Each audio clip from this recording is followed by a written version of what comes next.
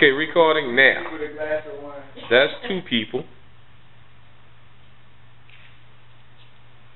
Can't see them. You have to scan the room. I'm doing it now. Sorry, teacher.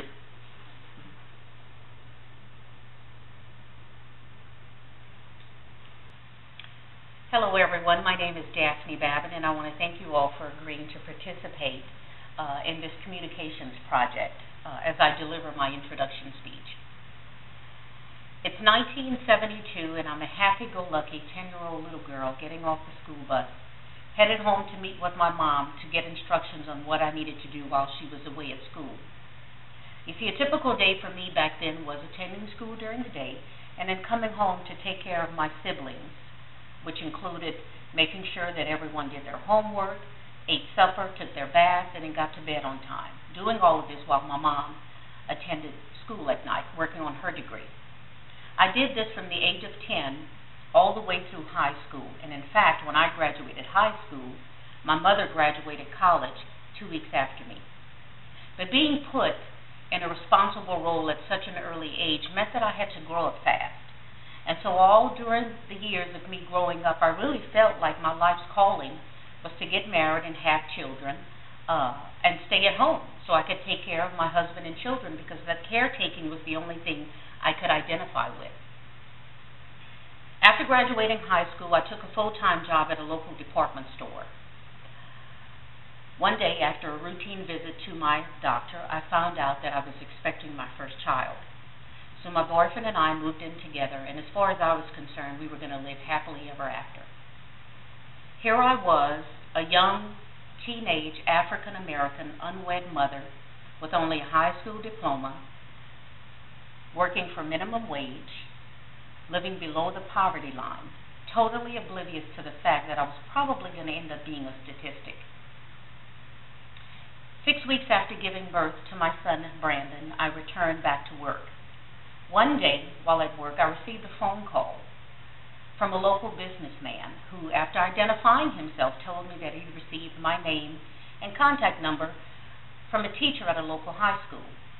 You see, this businessman was looking for a secretary, so he decided that he would call the business department of this high school and ask for a recommendation of a really bright, smart student. The teacher they put him in contact with, her name was Ms. Booker. And when he explained to her what he was looking for, she gave him my name and number. You see, Ms. Booker would frequent the department store I worked in. And when she'd come into the store, we'd exchange pleasantries and chit-chat a bit, and then we'd go on our way. She told this businessman, after telling him where I worked, she told him that she knew I was destined to do more with my life because I was indeed one of her smartest and most brightest students. So I went in for an interview, and based primarily on Ms. Booker's comments and recommendations, this businessman hired me. I had no idea how that single event would change the course of my life. Now, this businessman not only was my boss, but he became a great mentor to me. He taught me so many good things and exposed me to so many great people and opportunities that helped me to grow both personally and professionally. But I think perhaps the single most important thing or advice I got from him was the need to go back to school to get my education.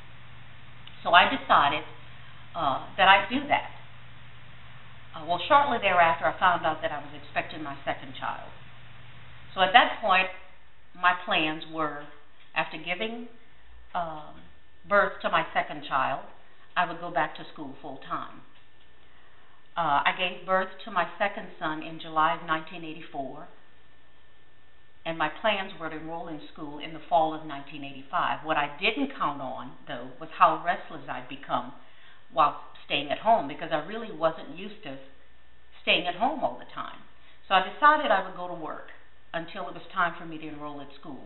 I went to work full-time at a local helicopter company. Now, the good news is I loved working for this company, and again, teamed up with so many great people, one of whom also became a great mentor to me. And with his help and support and guidance, I was able to learn so much and was able to move up the ranks until I landed a management position. The bad news is I never went back to school. I stayed with this company for 18 years until I was approached with another unique opportunity to work in the healthcare industry. It was at that point I decided that yes, I would change careers, but I would also go back to school to get the degree I always wanted to. Well, I'm happy to announce that that transition was very successful for me because I have been with the same hospital for the past 9.5 years, and I'm very proud to announce that I'll be graduating with an undergraduate degree in psychology in the fall of this year. As I reflect on this significant event in my life, I owe it, obviously, to the great mentors that have come through my life that have taught me so much. I owe it to my drive, determination, and resolve to succeed. But most importantly, I owe it to Ms. Booker, for this woman who remembered me out of the hundreds and hundreds of students she taught.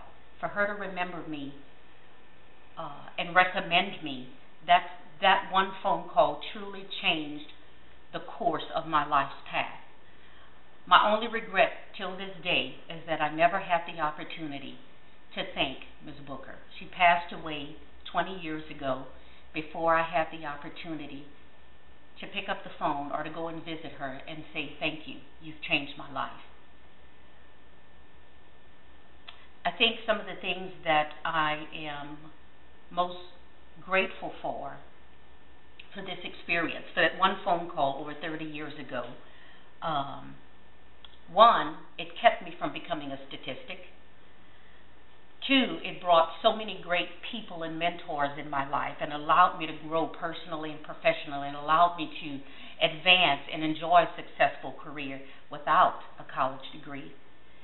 But three, and most importantly, it taught me to be a good teacher and role model to my two sons, who are both adults, both doing extremely well, both productive members of their community, both just fine young men. And that experience taught me how to do that, to teach them the importance of doing well in school and being just good, productive human beings.